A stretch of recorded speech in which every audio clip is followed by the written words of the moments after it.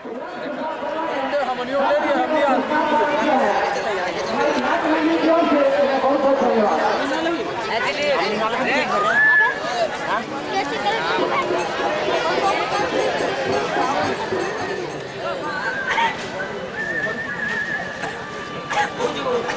से आप काशी नरेश के स्वयंवर से आए हैं तब से बहुत उदास, चिंतित और व्यग्र नजर आते हैं।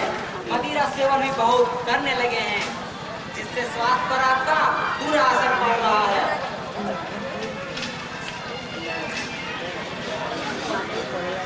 स्वयंवर में मेरा घोर अपमान हुआ है और मैं इस अपमान का प्रतिशोध लूंगा। किसने किया? क्या काशी नरेश ने? नहीं, हस्तिनापुर के भूतपूर्व महाराज शांतनु के ज्येष्ठ पुत्र भीष्म ने मेरा घोर अपमान किया है। भरी स्वयंवर सभा में मुझे पराजित कर काशी राज की तीनों कन्याओं को बलपूर्वक रथ पर हरण कर ले गया, जिसमें मेरी प्रेमिका अम्बा भी थी, जिसे मैं वर्षों से प्रेम करता था, जिसे मैं दिलो जान से चाहता था, जिसके लिए मैंने क्या क्या सपने सजाए थे।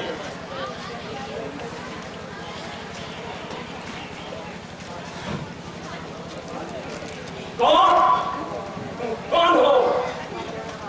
आपकी प्रेमिका और आपकी होने वाली अर्धांगिनी अम्बा। ओह, अम्बा, यहाँ आने का प्रयोजन? आपको मुझसे कथा प्रेम था, इसीलिए मैं आपकी अर्धांगिनी बनने स्वयं चली आई। नहीं, यह असंभव है। पत्नी बनने का अधिकार तो तुमने उसी समय खो दिया जब भीष्म ने तुझे हाथ पकड़कर तुझे रथ पर बिठाया था और तुमने उसका विरोध भी नहीं किया।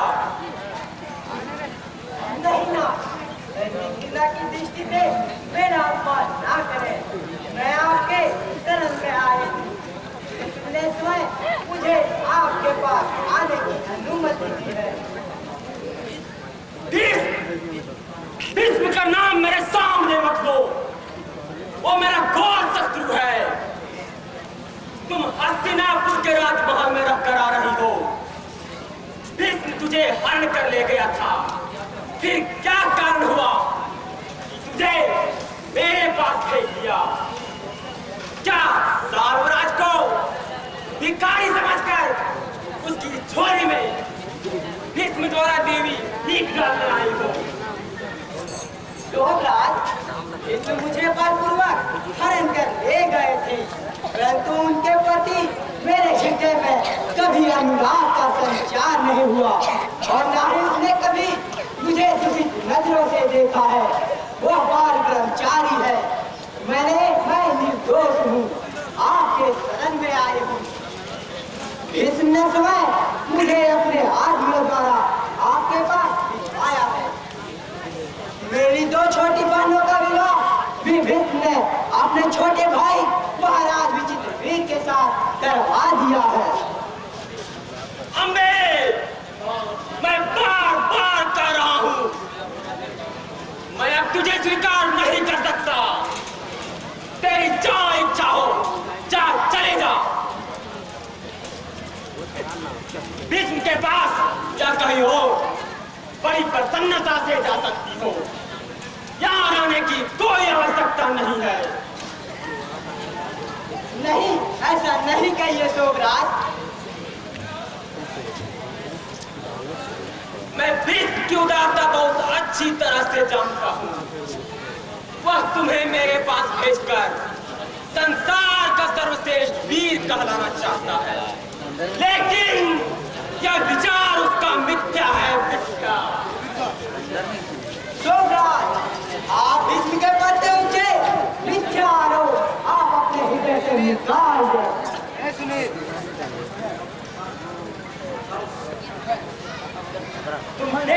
ये व्यर्थ समय क्यों गवा रही हो? जाओ उसी से कहो कि मुझसे विवाह करो या अपने छोटे भाई से विवाह करा दो। तेरे लिए अब मेरे पास कोई जगह नहीं है। मैं क्षमा मांग रही हूँ और आप बार बार मेरा तिरस्कार कर रहे हैं। साथ ही देवता समाज भीष्म के ऊपर मिथ्या आरोप ठोक रहे हैं। तो फिर हस्तिनापुर के राजमहल में जाकर राजमहल की शोभा बढ़ाओ। जब तुम्हारा पति भीष्म ही होगा, सोमराज को तुम हमेशा के लिए भूल जाओ। नहीं नहीं सोमराज, इतने निष्ठुर ना बने। मुझे इन्हीं चरणों की सेवा करने का मौका दें। आपके परित्याग करने के बाद मैं इस दुनिया में कहीं की नहीं रह पाऊंगी। अम्बे, मैं बार बार कह रहा हूं, तुम मेरे अंतपुर से बाहर चली जाओ, वरना क्या कर लेगा कायर पुरुष? तुझे धक्के देकर बाहर कर देना पड़ेगा, क्योंकि तुम भीष्म की त्यागी हुई वैश्या हो। वैश्या। सोमराज, अपने मुंह को लगाम लो। क्या मैं तुझे वैश्या नहीं ला रही हूँ? स्त्री पुरुष के सभी वचन को सहन कर सकती है, परंतु वैश्या सबकी चोट को सहन नहीं कर सकती। तुमने स्त्री के घर से जन्म लेकर भी स्त्री जाति का अपमान किया है। तुझे अपना शब्द वापस लेना ही होगा।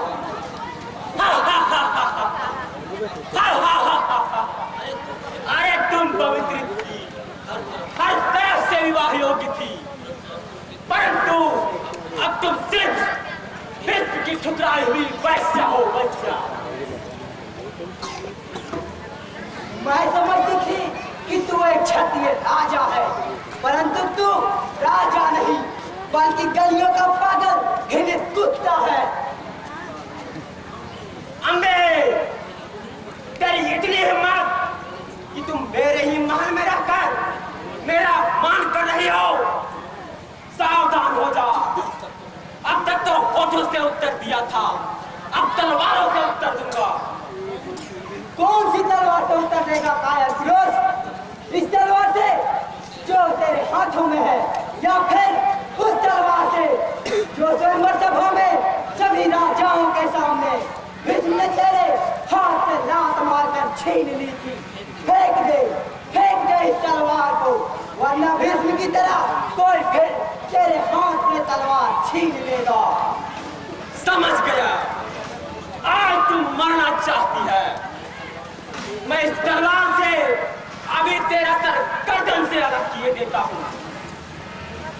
ठहरो साल, यदि तुझे अपनी बहुबल पर इतना ही भरोसा है तो फिर एक तलवार मुझे भी दो, फिर देखो किसकी माँ की दूध में अधिक शक्ति है।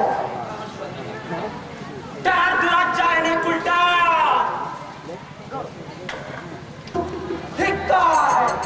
धिक्कार है तेरे क्षत्रिय जीवन पर और धिक्कार है तेरे जीवन पर।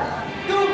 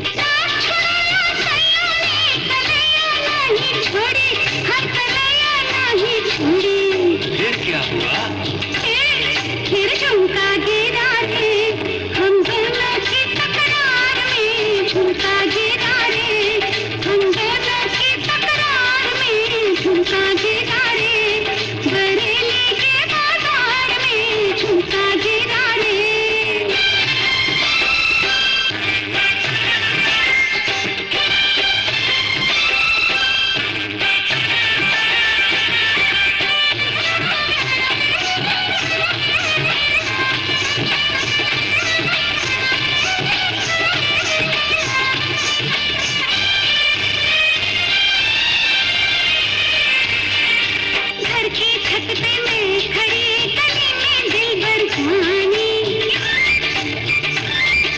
घर की छत पे मैं खड़ी गली में दिलबर जानी।